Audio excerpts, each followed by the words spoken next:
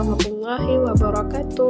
Perkenalkan, nama saya Salsabila Aski. Saya dari Fakultas Tarbiyah Prodi PAI dengan NIM 10120181109. Nah, teman-teman, kali ini saya akan membawa topik dengan bahan diskusi yang mungkin sedikit banyak orang yang menilai bahwa itu adalah hal yang biasa, yaitu apakah kuliah itu penting? Kalau penting, kenapa sih? Dan tujuan dan manfaatnya itu untuk apa? Nah, bekerja dan sukses nggak harus kuliah dulu. Well, to be honest, kita adalah orang yang berbeda. Pendidikan adalah senjata yang paling ampuh untuk mengubah apapun di dunia ini. But the meaning and the process education, proses dalam berpendidikan ilmu, belajar, mengubah pola pikir yang akhirnya dapat mengubah karakter di zaman kita saat ini. Itu bisa jadi beda dalam proses yang terjadi di zaman orang tua kita terdahulu. Iya dong, baik itu kecepatan informasi, teknologi, infrastruktur, digital. Mau nggak mau, perubahan pergeseran proses itu pun akan terjadi. Nah, teman-teman, pemaknaan kuliah dan pendidikan pun bisa jadi berubah. Kita akan mengangkat tema apakah pentingnya kuliah itu dan apakah endingnya hanya untuk bekerja atau berkarir saja. Di sini, saya akan highlight pada podcast kali ini tentang what is meaning education. Lalu, mengapa sih kuliah itu penting?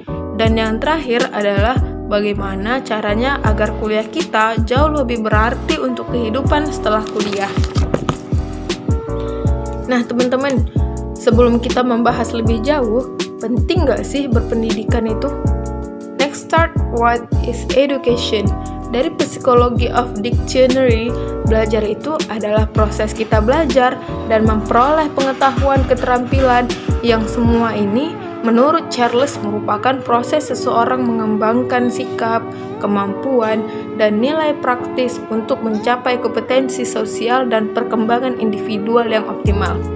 Nah, dari bahasa-bahasa tadi, kita bisa mengartikan dua hal baru teman-teman. Yang pertama, kemampuan kita dalam menyelesaikan masalah di sekitar kita. Dan yang kedua, growing, yaitu tumbuh menjadi versi optimal atau minimal kita menjadi versi baiknya kita sendiri gitu. Nah, lalu pertanyaan kuncinya adalah kenapa sih kuliah itu penting? Alasan yang paling penting adalah struktur berpikir khususnya dalam menyelesaikan masalah. Karena pada akhirnya ujung dari literasi adalah bentuk cara kita berpikir. Apalah artinya jika berpikir tidak bisa menyelesaikan masalah yang ada di sekitar kita. Dan kalau teman-teman sadar, jika dalam skripsi itu sendiri ada latar belakang, ada masalah, ada dasar teori, ada analisis, kemudian solusi atau rekomendasi yang ditawarkan, yang sebenarnya semua adalah proses cara kita berpikir agar kita dapat menyelesaikan masalah. Nah, teman-teman, wajar banget saat Jepang melulantakkan bom Hiroshima dan Nagasaki, maka profesi pertama yang dicari adalah guru. Mengapa guru, teman-teman? Yaitu profesi yang paling dekat dengan pendidikan adalah guru. Nah, teman-teman, kali ini saya ingin berbagi 3 tips agar kuliah kita nggak sia-sia, bisa lebih meaningful, bahkan bisa jadi powerful dalam masa depan kita. Yang pertama, ada purpose, yaitu tujuan. Kita harus memiliki target nih teman-teman, memiliki tujuan, memiliki goal, bahkan sama pentingnya dengan proses kita menikmati perjalanan serta pertumbuhan. Sebenarnya, apa sih target jangka panjang teman-teman 10 tahun ke depan? Teman-teman akan melihat diri sendiri sebagai siapa, karena hal tersebut yang akan ngedrive kita untuk ngambil keputusan, pilihan sikap, termasuk selama kuliah kita mau ngapain aja nih gitu. Masuk tips yang kedua, pilih jurusan yang tepat. Kita kan kuliah bukan hanya 1 atau 2 hari saja, melainkan tahunan. Sering kita dengar tuh bahwa orang-orang yang salah jurusan, informasi sekarang bisa sangat mudah dan cepat kita peroleh.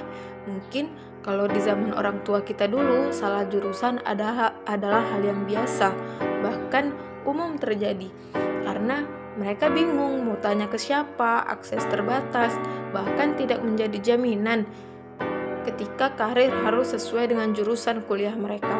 Nah, pertemanan yang terbentuk ketika di bangku kuliah adalah apa adanya, bukan berdasarkan kepentingan. Kuliah itu penting banget.